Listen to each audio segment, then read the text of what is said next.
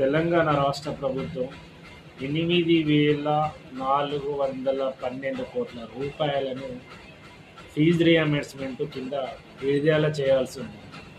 అందులోని భాగంగా 1,200 కోట్ల రూపాయలను విడుదల చేస్తానని చెప్పి ఇప్పటి వరకు ఫీజు రియంబర్స్మెంట్ కింద ఆ 1,200 కోట్ల రూపాయలను కూడా చెల్లించలేకపోయింది.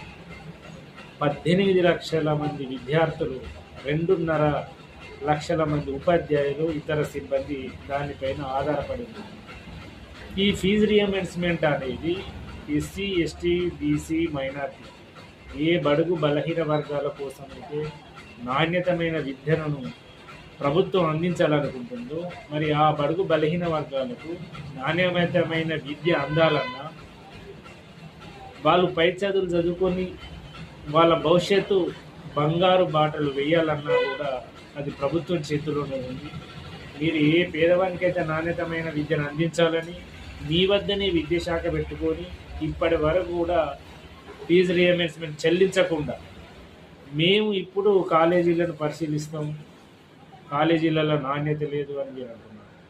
తప్పేం లేదు, మీరు పరిశీలించండి. కానీ పరిశీలించే ముంగట మీరు ఫీజు రియంబర్స్మెంట్ విడుదల చేయండి. విడుదల చేస్తూ మీరు కాలేజీలను పరిశీలించండి, కమిటీ వేయండి. కమిటీతో పాటు కాలేజీలను స్వయంగా వచ్చి మీరే పరిశీలించండి.